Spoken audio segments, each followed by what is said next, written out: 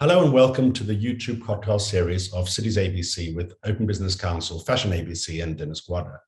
I'm Hilton Supra, the Vice Chairman of Ztudium Group, and I'm pleased to conduct this interview with Joey Poareo of the Science DAO, where we interview people who are changing the world, people that are inspiring us with their achievements and creativity, acumen, with the use of technology. In previous interviews, Dennis Guada and I have interviewed over 200 amazing people and achieved more than 10 million views on YouTube. This interview series on Citiesabc is in partnership with our platforms openbusinesscouncil.org and fashionabc.org. All 4IR, which is Fourth Industrial Revolution-based platforms utilizing technologies which employ the use of truth and trust through blockchain and the deployment of data analytics like AI and machine learning.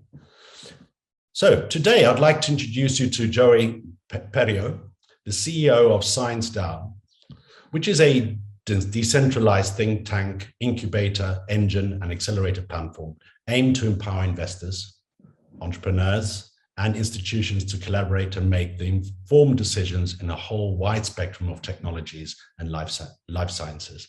Welcome, Joey. It's a great pleasure to meet you. Hey, thanks for having me. Thanks.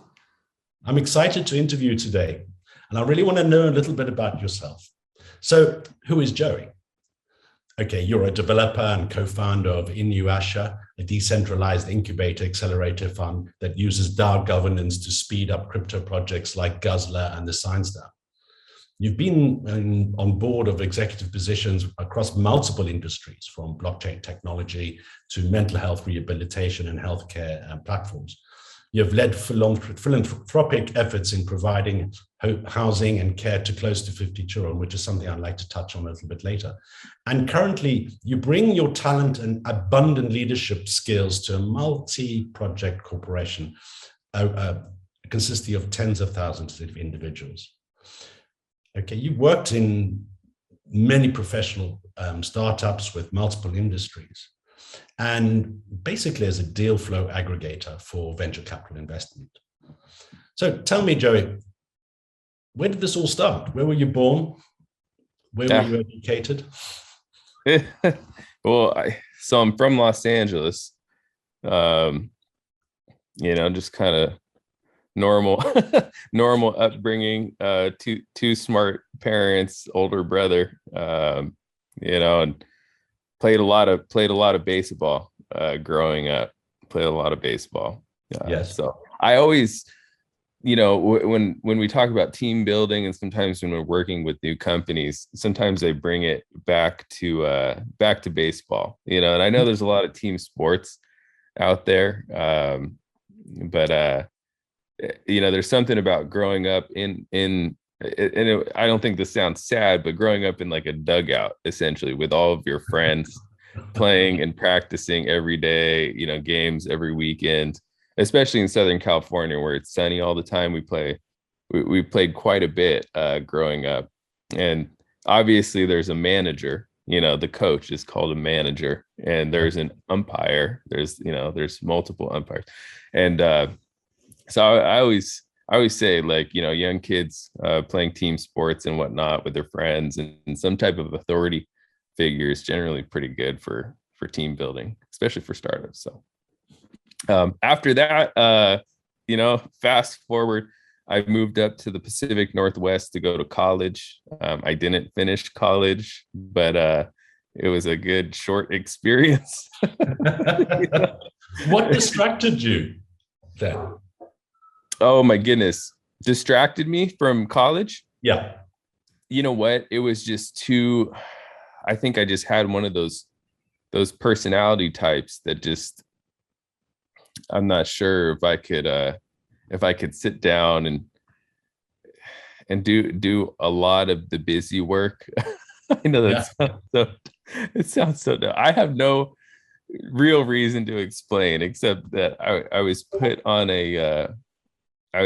an academic probation, essentially, where I had to get a certain grade. And so I thought, I'm like, okay, well, I'll pick the easiest class that I can find. So I picked an art class, which was printmaking.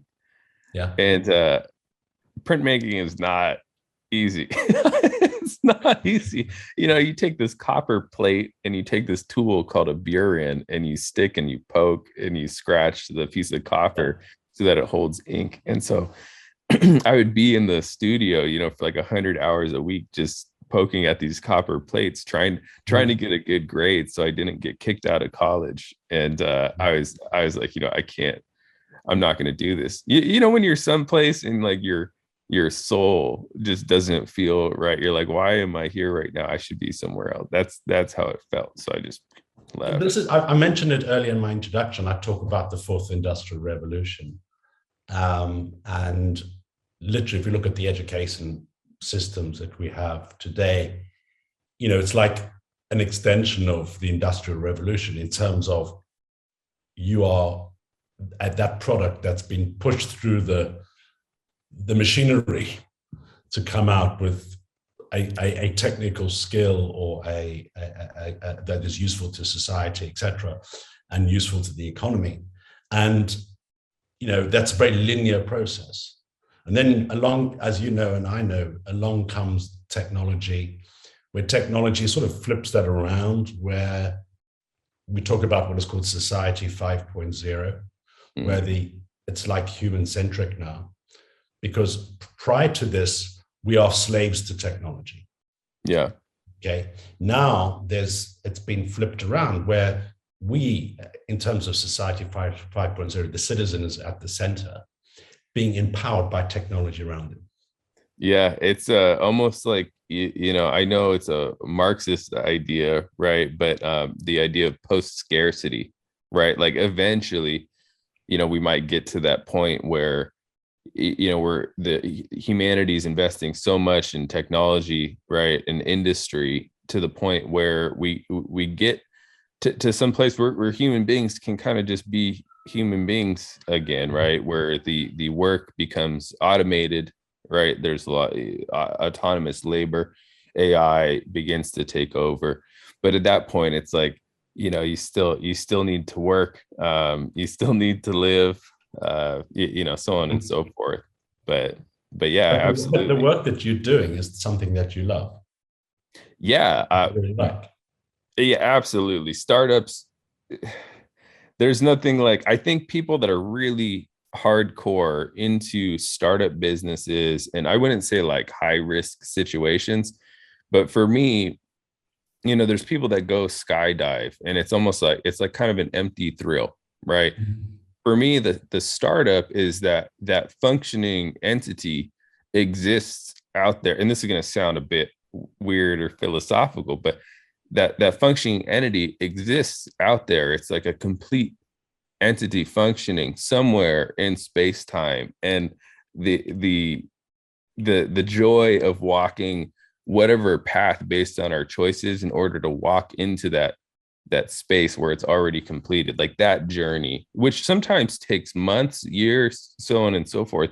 It's kind of like skydiving for like a long period of time, if that makes sense, trying to figure out the correct path through. So, but in your experience, I know you've worked with lots of startups. You're part of a sort of a venture capital community. You're advisor to the companies that have really gone through the process. And I did read an article that you mentioned that the amount of capital that's been allocated is obviously increasing or decreasing, depends on the year, but it's going to fewer and fewer opportunities. Yeah. Is that correct? That's an interesting thing that you said. Can you explain that a little bit? Yes, my opinion, and I have to see what I wrote, but yeah, my opinion, it's really tough, especially in the sciences. And I know at some point we'll segue, over to the Science DAO, but especially in the sciences, from my limited perspective and experience, of course, the weight, the duty and the responsibility to invest in some of these very high risk companies, because the science is, many times it's theoretical, right? There's no proven there's no proven anything yet, right? Unless there is, and then there's people lined up to try to invest, right? So I think in the very early stage scientific startups, the duty falls onto few people, and those few people, right, whether they're fund managers, whatever they might be, the burden to invest and progress society along, through scientific discovery is it's a bit tough, right? Because sometimes that seed stage is several $1,000,000. Who knows how they're feeling that day? Obviously they're professionals. However, they're only human. Who knows what other burdens for, what other mental bandwidth they have available. So, a lot of deals are just 1 to 2, a VC, a fund, they might make 1 to 2 investments per year, expecting like a 10-year timeline. At the end of 10 years, I mean, they're sitting on the board of, 10 to 20 companies trying to figure out, where everybody is in their progress. And so with what we imagine is if we can spread that burden out, we would have more rapid development, private funds funding, new scientific discoveries, so on and so forth. Yes. So, I mean, I think what you also mentioned is that when you talk to established VCs, when VCs talk to startups and they allocate, they tend to take quite a large slice of the company, and they tend to start dictating the direction, which is risk averse rather than risk taking, which is effectively what startups are. Is that, an interesting way of looking at what you said? Yeah, it depends on the personality of the fund manager, obviously, but they're representing many investors lots of times, right? There's sometimes, banks, private offices, whatever it might be, are invested in that VC fund. And so they do have to mitigate risk, of course. Yeah. And so whether it's, whatever the cap table ends up looking like for that startup, in some cases, yes, the number of board seats that they're able to obtain with their capital contribution can sort of dictate on whether a CEO is performing adequately to their liking, right? And so they can, occasionally direct the course of action based on that, right? It's their money. So I think with these DAO structures, you're mitigating risk. The cap table doesn't have to look strange to a startup, but you're mitigating risk potentially over thousands of people. And so like the risk becomes less and less per individual. And so it's not as burdensome, right? Sure. Yeah. Exactly. I mean, before we get into the DAO, and I think we'll talk about that a little bit later, I just wanted to sort of step back a couple of in timeline. What brought you into this world of blockchain, crypto, artificial intelligence? What was the catalyst for you? I'd say my older brother. I remember when Bitcoin was really running, and it wasn't really running. It was there at its inception. He was just like, calling everybody, like, give me money, I'm buying Bitcoin. What level was he buying? Cheap, very cheap. Yeah. You're talking cents or dollars? No, dollars, maybe $100, $200, around there. Wow. Yeah, I think it was like sub 5 million users or something, right. Like pretty. So he doesn't need to work anymore then, I presume. He does not, but he probably should, just to stay healthy mentally. Right. Yeah, and my sister-in-law is a doctor, so she'll take care of him too. That's excellent. So you were intrigued. Were you at school and university? You said you were at college. You took the art class and you were doing printing. But what was your interest in technology at that time? Oh, I don't know.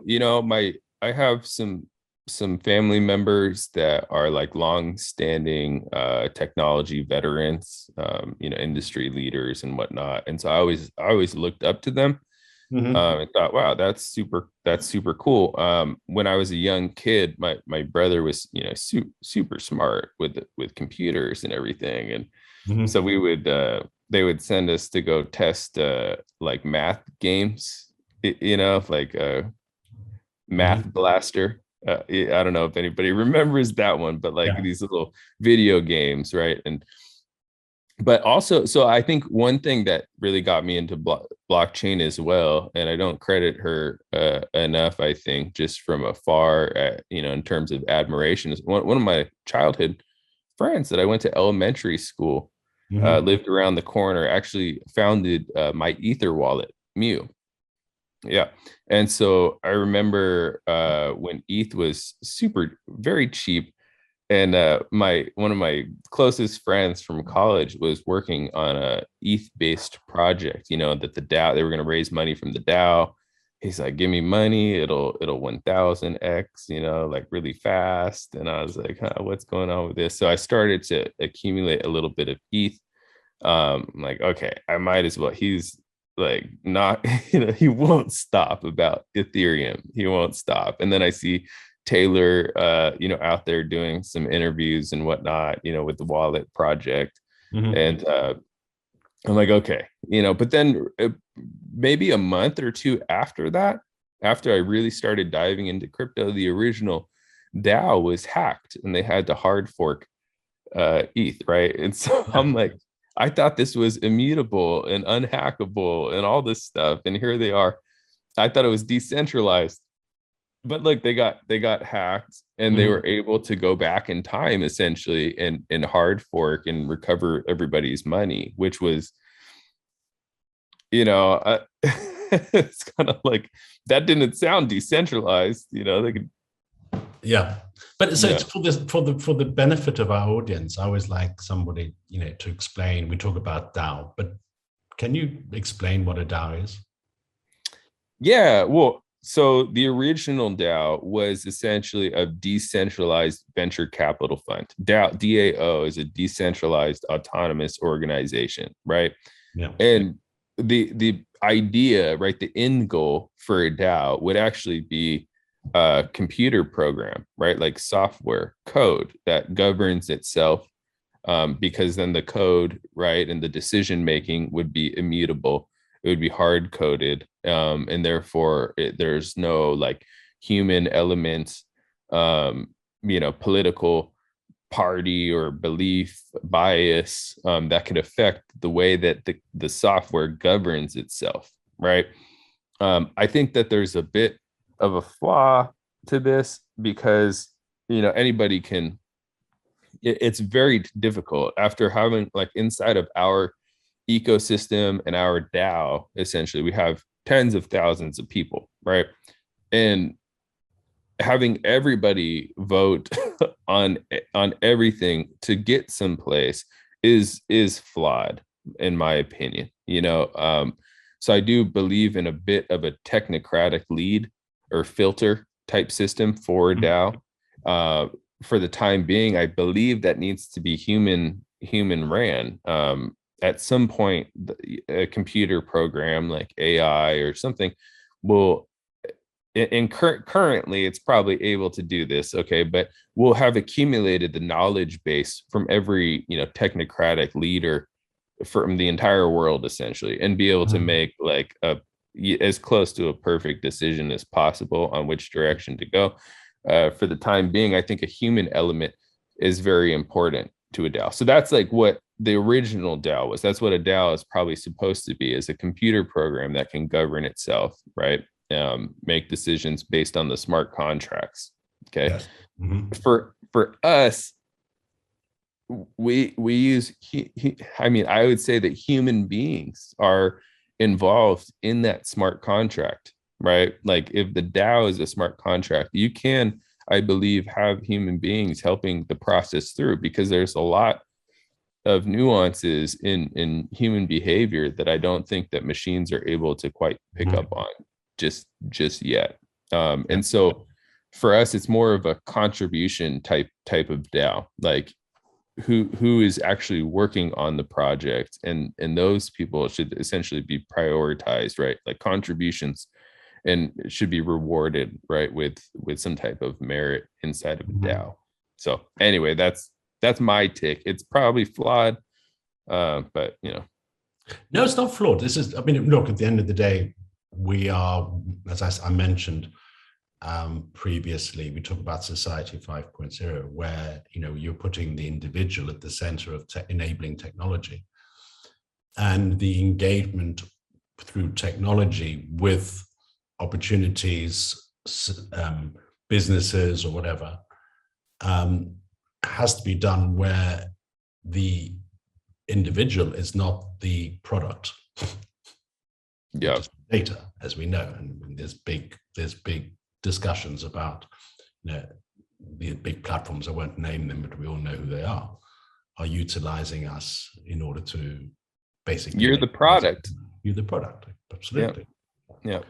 So in a DAO situation, it would be helpful to our audience to say, does that, I mean, there's a couple of elements there we have to talk about, but does the DAO essentially mitigate some of those abuses by these very large platforms? Oh, in terms of data aggregates, or very, very large. It's more down to, think about it, it's more down to who owns the data. Right. So if you have a DAO, an autonomous organization, the data is well held within the organization. Yes. And it's not be commoditized on behalf of the members. And yes. Got it. Absolutely. I mean, I think a perfect example is, not to lead us astray here. One of our projects that our core team is essentially managing at this point is the Neko project. And it is a wallet project, a hardware wallet and a software wallet, multi-chain, so on and so forth. But I think the key element to it is that it is completely DeFi developed, save but a centralized like management team to keep development going. People are unaware, but like, you know, things like MetaMask, right, are sort of co-owned by Consensus and JP Morgan. And in the fine print of MetaMask, they do sell your data, right? It is a Chrome plugin at the end of the day. It isn't an iPhone or Android application that is gathering data and selling whatever it is they're selling. And for people that believe in DeFi and decentralization, that's not really what you want to do. And so the whole idea of the Neko project is that it's completely decentralized. It's a permissionless tool. It does not sell data, right? It will not sell your data. You know, there's a bit of a community governance in the way that the beta testing and development gets going, so on and so forth. So that's, and it's like a nonprofit too. Like the transaction fees essentially just go back in to wherever they go. There's not any like salary based anything from the Neko project. It's all dispersed into DeFi. Yeah, which I think is very important, because when you look at, and I don't know how much you love DeFi or how much you like the tech, right? DeFi versus tech or whatever it might be, but a lot of times these large institutions, right, they have very specific strategies to capitalize on the turbulence that's happening inside of DeFi. The velocity of money inside of DeFi during a bull run is insane. I mean, it's like the volume, the velocity, and that we don't even have very much of the world into DeFi yet. You know, it's just, we're just stepping in. I mean, it's crazy. And so these 0.8% transaction fees coming through MetaMask, the different swaps and their transaction fees, so on and so forth. The mint fees, you know, for some of these basey type NFT mints, these are strategies to capitalize on the turbulence, the velocity. And when that money gets pulled out of DeFi, you'll see that there's less liquidity in the DeFi market overall. The velocity of money slows down, and then the bearish market ensues, right? So keeping that But I money mean, in the DeFi. more money that's pulled out, the amplitude changes massively. Yeah. Yeah. So yeah. So we're trying. I mean, there's a few things we're doing to try to keep it decentralized. But Exactly. yeah, that was interesting.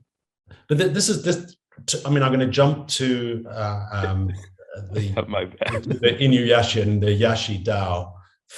first, and then I'm going to dive back into the Science DAO because I think it's that way around. Because you talk about things like DeFi, which is decentralized finance for the benefit of the people who don't know. So it's just basically taking away the control of the money from large organizations. You mentioned companies, large banks, etc., and insurance companies, etc., and putting it, and having systems where the participants benefit from providing their capital to that decentralized network, and immutably are able to benefit from that velocity that you mentioned. Yeah. Returns on that in stake farming, etc. But just talk to me a little bit about the new gen launchpad, that you mentioned earlier. Just tell me a little bit about that, and tell me a little bit about the Yasha DAO. Great. So Yasha is our launch pad. It was decentrally founded. There's 12 random strangers that I found inside of Telegram, and we added everybody into a group and said, hey, let's start a project. So completely like nobody knew each other. But it is a launch pad, accelerator, incubator hybrid where projects, founders, whatever they are trying to raise money.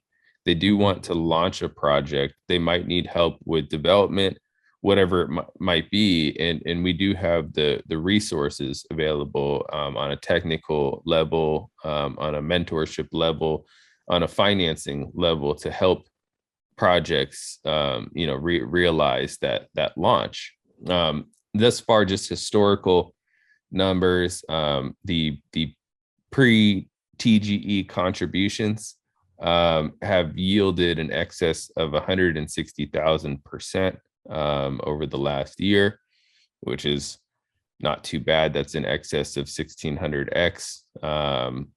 There's been many people that's just on the small pre-sale contribution that is not on the whether they chose to contribute more post TGE.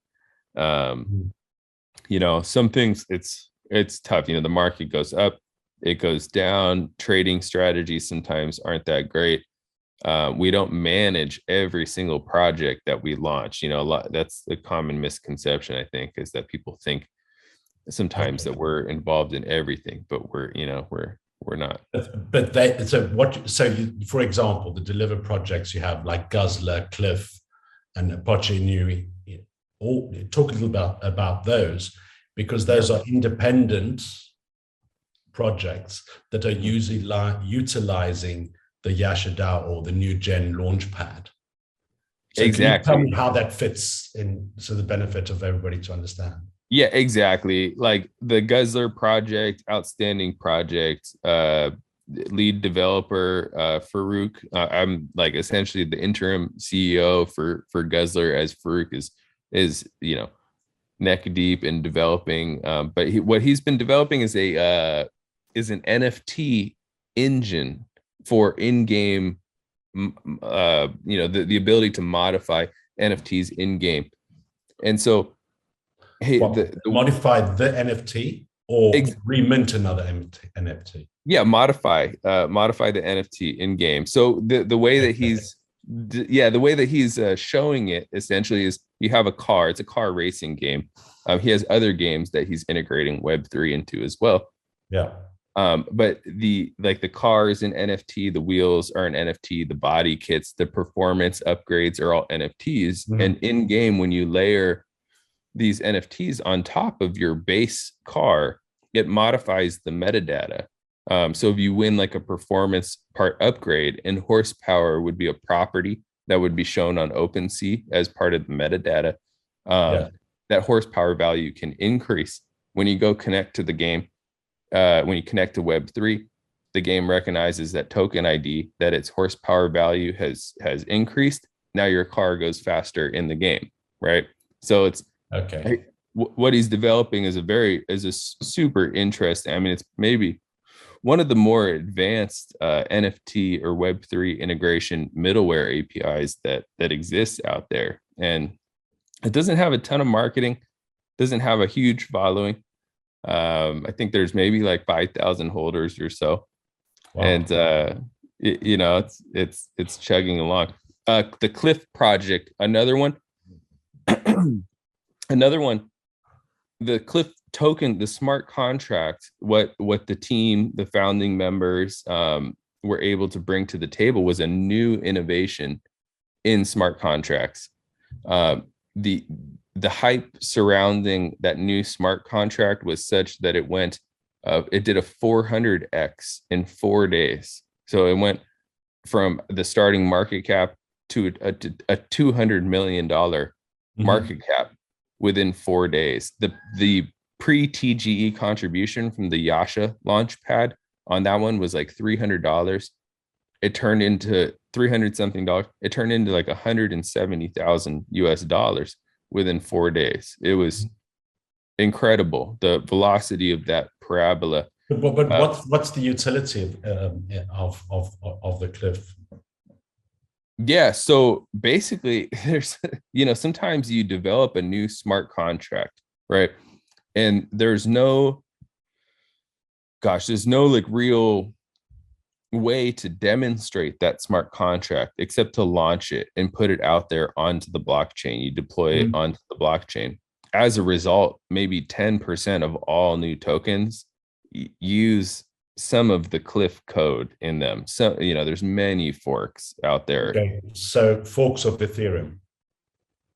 Forks of the Cliff token contract.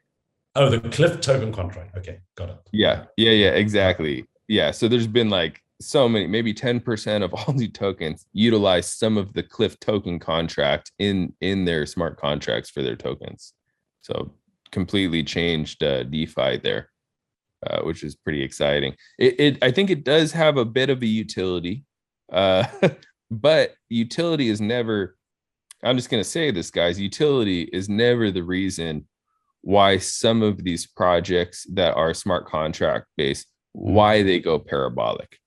Yes. So anyway, I said it. No, that's cool. So tell me a little more about Poch Inu. What is that? Yeah, that's another one. It had an amazing launch. The Pochi NFT contracts are the first NFT contracts to integrate growth and decay and reproduction into the smart contract. Okay, and this is the way that the team is demonstrating this. It is through a dog NFT that starts off as a puppy, gets older, and you have to feed the dog the actual token, right? Yeah, like it's dog food essentially. Now, how this plays in to like real world use cases, right? These smart contracts, for instance, when you have Guzzler, I'm not sure what the popular real estate website is where you are, but here in the United States, Zillow.com, I'm sure you've heard of it. I have, yes. Imagine if your house is your base NFT, like your car inside of the Guzzler game. And their floor coverings, the roof materials, the exterior color, the square footage, all of this stuff would be considered metadata, right? On the Zillow NFT website. Absolutely. Just for the benefit of our audience, an NFT is a non-fungible token compared to a normal token where there's thousands of them, like having 10-cent coins out there.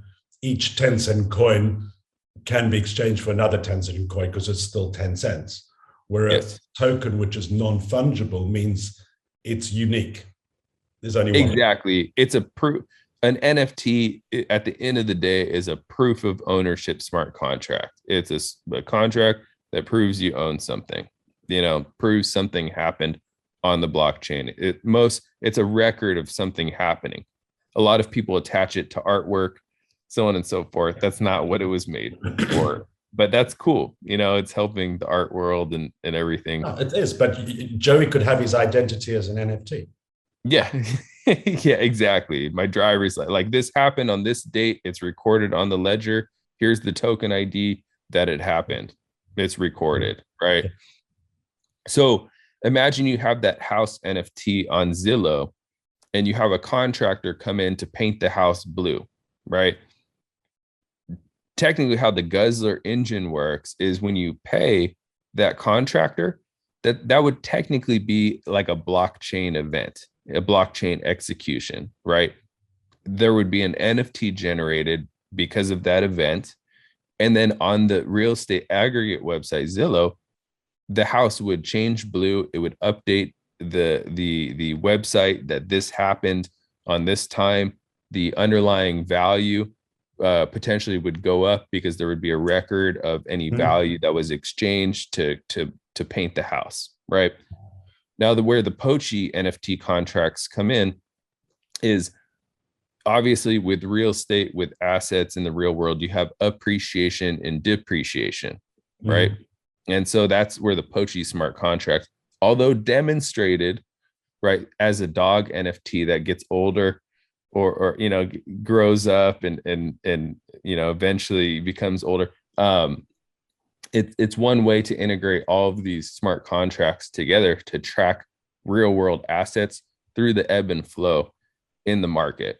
All right, appreciation, depreciation, blockchain events happening that alter the underlying value of whatever that house based NFT, whatever it might be, right? So okay, the car, anything that is going to either decay in value or increase in value. Exactly. Yep. Which now leads us on to the Science DAO that you wanted specifically to talk about today. What is the Science DAO and what is the vision and mission? Yeah. So I know, sorry, there's so much going on sometimes that you gotta keep me organized. Well, we can do. We can certainly schedule some more interviews, and then of course we can help manage your diary. Goodness. Yeah. Okay. So the Science DAO, guys, it's a decentralized think tank. It's an accelerator and incubator hybrid for scientific startups, right? Yeah. I think the main goal, there's multiple goals on the consumer side, on the retail investor side. The Science DAO is essentially a gateway to access deal flow that is normally not available to the public. And what the retail investor is able to do, right, is let's say you're holding Ethereum, you're holding cryptocurrency that is moving with the ebb and flow of the market, because non-fungible shares essentially are being created for these scientific startups. You're able to peg or attach your cryptocurrency value onto the growth trajectory of a scientific startup, as opposed to having it ebb and flow with the market, right? You can use this, retail would be able to essentially use this as like as a hedge, maybe a moonshot. You never know where some scientific startup might go. One of the first projects in the pipeline is a project and an invention, patented invention by one of our advisors, Dr. Jaume. His CAR T-cell treatment, Treg treatment, is what he's been able to do is target specific beta cells, the receptors in the pancreas, to utilize CAR T-cell treatment to cure type 1 diabetes. He just had a recent article in endocrine.org. They've been 100% successful on humanized mice. And just recently, within the last couple weeks here, they've been 100% successful on human cells as well. Yeah, so there's that's an idea of. Let me just Sorry. take one step back. This is very interesting. You mentioned investment. You talked about you and I know that, in anywhere in the developed world, there's a massive issue to do with selling shares to individual moms and pops, et cetera, and there's a whole regulatory framework around that. Yep. So how has the DAO been structured in such a way that enables that regulatory approval, oversight, or whatever? How have you done that? Yeah, so this is a bit of a secret sauce, so I'll glance over a few things. Don't. But just have you solved the problem? And I believe we have. Okay. I believe we have. Yeah, and part of it, what it essentially entails, is people just going that extra step. So through the ScienceDAO, you can actually self-declare yourself as an accredited investor on the blockchain and have that self-declaration as an accredited investor be recorded on the blockchain and receive an NFT of that event, right? Recorded on blockchain. Obviously, these things go yearly, right? The investments, and not everything is an investment, right? That's running through the ScienceDAO. Some are just participatory, right? They're not, they're not necessarily startups. They could just be community oriented type projects, right? That are crowdfunded. But obviously, any investment that would be running through would only be offered to people that have self-declared their accreditation status. And then some of those are exempt as securities or so on and so forth. It really depends on the path forward. And each project is individual. The ScienceDAO itself is not. It's access to a community, right? It's access to a community. That would be like the sole use case. Deal flow aggregate and monitoring, managing some of that deal flow. So where's the exit strategy for somebody participating in the ScienceDAO in terms of value creation for themselves? Yeah, potentially. Okay, so imagine that there's a scientific startup and the non-fungible shares are split into a number of NFTs to represent a percentage of some option pool or preferred, stock, whatever it might be. The cool thing is about NFTs, and this is like completely not company facing, and this is where it solves a huge problem for institutional investors as well, is many times when you get into a seed stage, very early stage, you're married to that company for a number of years, 5 to 10 years, right? Where you have no liquidity event in sight. The way that the ScienceDAO works is through expert analysis, okay, our advisory committee, whatever it is, the on paper valuation of that company would be represented, in a fraction by whatever, however many NFTs are essentially created to represent that option pool. Got it. Yeah. From there, so basically, you're not buying shares; you're buying the right.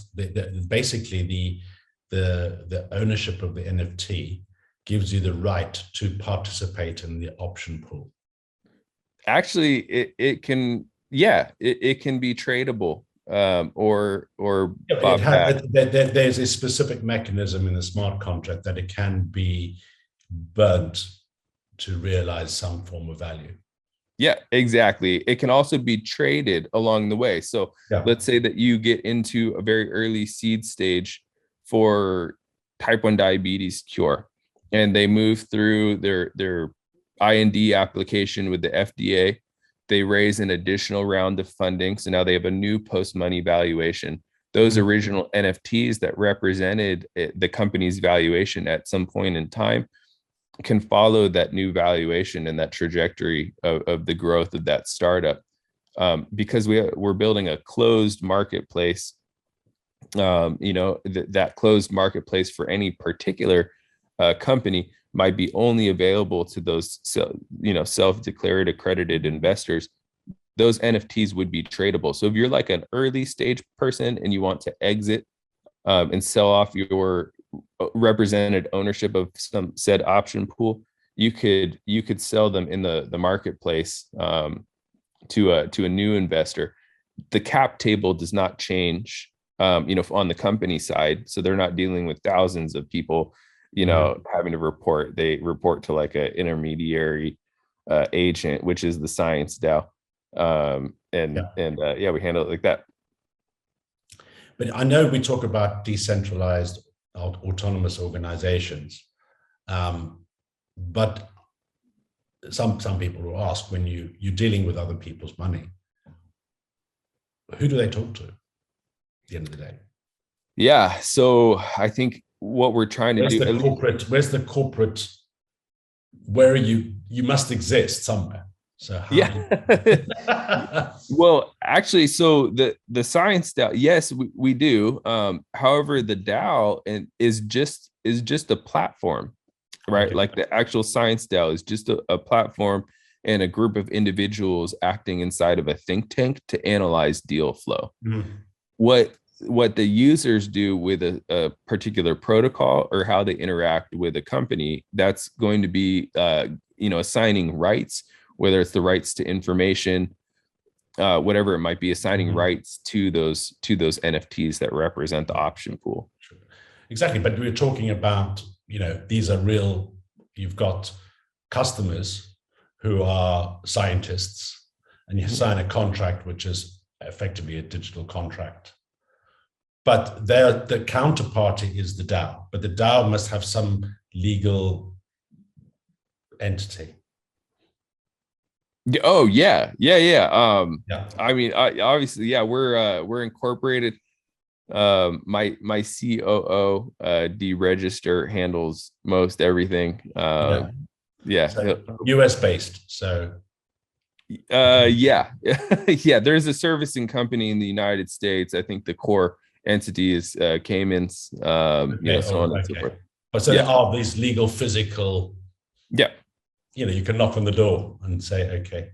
Oh yeah, absolutely. Right. I would think of if you look at like seedinvest.com or Fundrise, I would think of it more, of like a crowdfunding platform, that it's like a deal flow aggregate for anybody out there. The main goal of it, and we're not quite complete at realizing this in regards to platform and functionality, but I would say the main goal would be creating that crowdfunding platform. So. But one of the interesting things about crowdfunding per se, whether it's traditional or decentralized or some form of tokenized, is what tends to happen when you've got a community and it's very crypto driven. You get large whales, but what are they called? Large investors coming in and taking a large slice of that. And that tends to be, and when they see another opportunity, they may sell and go on somewhere else, or they want to exit and take their profits, which has a major impact on the valuation because of course the price volatility is driven by buying and selling. How have you solved that at ScienceDAO? There's no way to really solve like token price. You can only control. Yeah, sure. But what about holding size? So I read we generally have pretty fair distribution in many of our launches. I think one of the things that we're pretty known for is the distribution of holdings. Right now, I think the market cap currently of the Science DAO, I think, is about like $12 million or something. A very large. You issued 100 billion tokens, and basically you're limiting each investor to the maximum of 1 billion. Is that correct? Essentially, yeah, 1%. I mean, obviously they can generate another wallet and buy more if they want. Our pre-TGE contributors through the Yasha pad are vested over several months. Generally, we don't do a lot of vesting for this project. We are doing a fair amount of vesting. And so it actually has, if you look at the holders list, it has pretty fair distribution. And obviously, I think the bigger whales, what's cool, I think, is that generally the bigger whales, the bigger investors wait to see, some deliverables, right? Whereas some of the more speculative, participants get in early. And so when that happens, obviously the market cap might be such that it's much more expensive to gobble up a significant portion of the supply to alter some type of voting strategy inside of a DAO. So that I think that you can do. I think if you go right with deliverables first and you raise a lot of VC money, pre-TGE, then obviously you're putting a huge portion of the supply right into the hands of people that can direct the entire operation through voting. And I think that is an issue. Yeah. So how does the DAO manage liquidity? I mean, the new generation launchpad, do you get involved in managing some of that liquidity, or have specialists to help managing that liquidity in the DAO? Yeah, so we raise, the DAO decentrally raises, money generally for liquidity. We put all contracts inside of a multi-signature wallet, that generally has a DAO member. Generally has a DAO member that's involved, and then we lock the liquidity inside of the smart contract. So we don't use like a third party liquidity locker, because they're subject. There's some, you never know if it's inside of our own smart contract. At least we can be like, okay, this is inside of our smart contract, and to access it, to unlock it, it needs multiple signatures to do so. Right? To perform any contract interactions, it needs multiple signatures to do so. And if they're projects and teams that are outside of our own network, the DAO can always vote to say like, hey, we need this many DAO members on this multi-signature wallet so that they cannot perform certain tasks without the DAO knowing about it, right? So we do keep it very safe. We have a very good track record of safe projects. We do manage liquidity on times where if the liquidity is maybe too thick, we might thin it.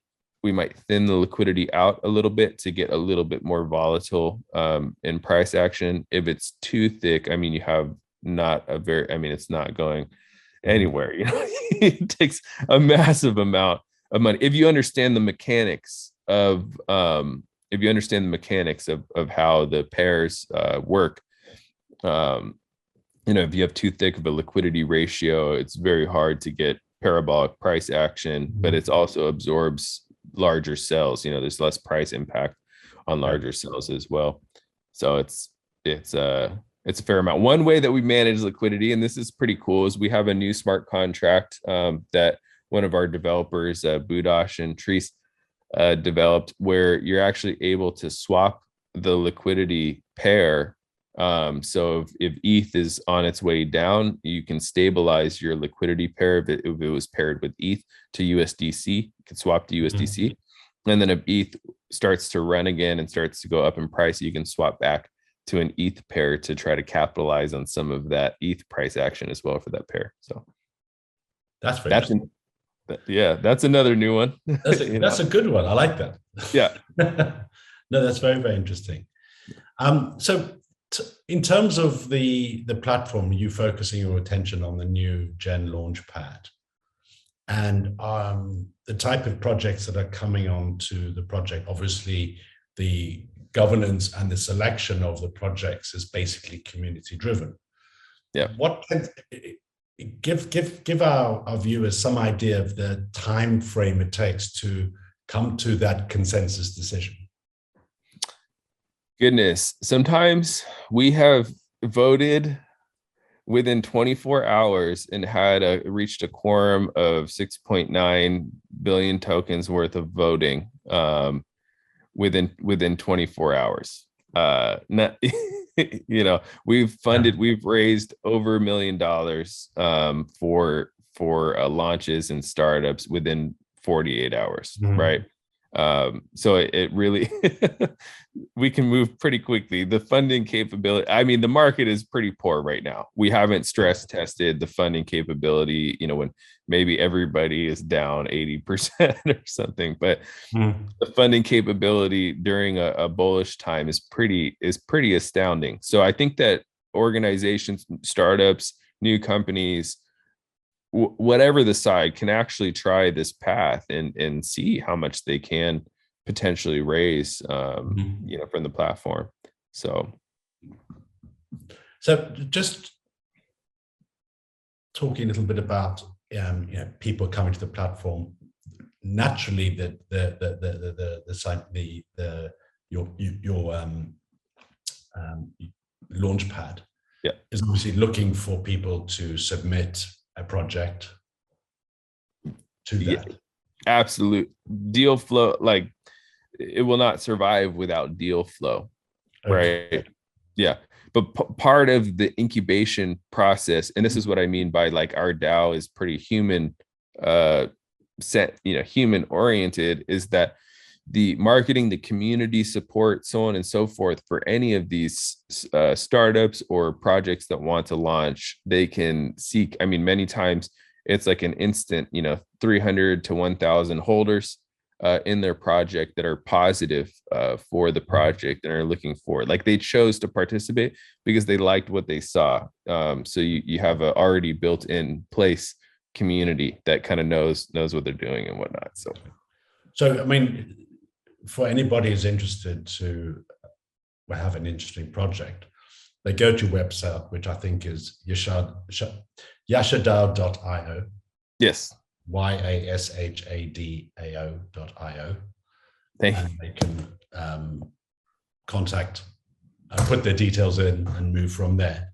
Or they can join your Telegram group. Exactly. Yes. Yeah. Yeah. Right on the website, there's a link to the Telegram. Any one of the admins you can reach out to and submit a proposal, and see where it goes. That goes for the ScienceDAO as well. If it's a blockchain more oriented community project, Yasha DAO is probably a good fit. If you're working on some type of AI or type 1 diabetes cure, or you're trying to bridge traditional finance and DeFi and sort of crowdfund, then you're more than welcome to go pitch the ScienceDAO as well. There's some really interesting, long-standing VCs, veterans, in a lot of industries inside the ScienceDAO. So you never know who you're pitching to, right? Brilliant, thank you. Just before we go, I think we're top of the hour. Joey, tell me a little bit where you see this going. Obviously, the markets have been very turbulent. You're building a solid platform, a launchpad, with some very interesting deal flow. Where do you see Joey in 5 years' time, 10 years' time, in terms of the evolution of what you're doing? Oh, well, I hope that we do everything right and I'm not in trouble, So first and foremost, yes. I'm not exactly sure. What we've noticed about Yasha specifically is that, many projects during a bear market, essentially cease to exist. Our community is so strong with our launchpad. We just recently launched 3 projects. One did 60x within a week. Another one did a 15x within a few days, and another one just did a 100x.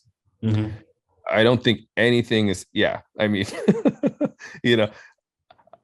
there's nothing. Yes, obviously you're looking at it from a return perspective, but the impact of what you're doing in terms of providing capital to people that are changing the world through your platform.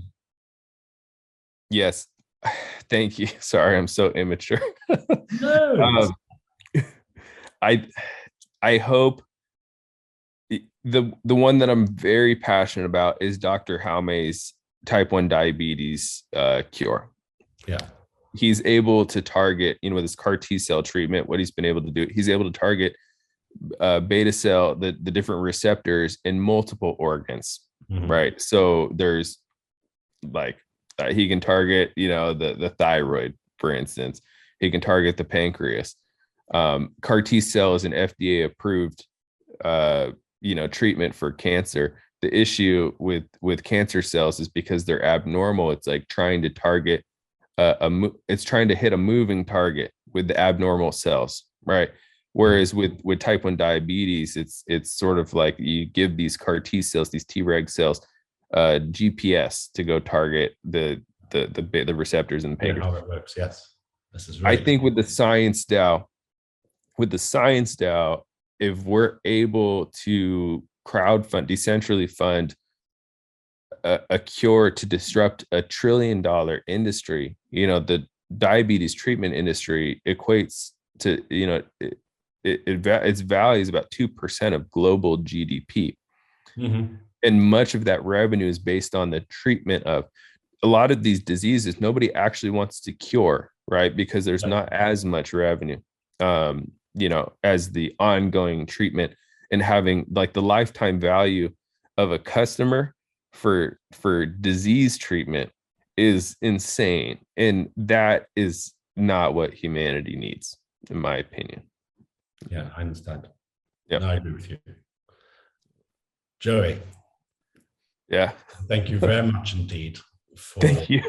The time. It's been really, really interesting. We've touched on many subjects. Yeah. And, honestly, what you're doing is interesting.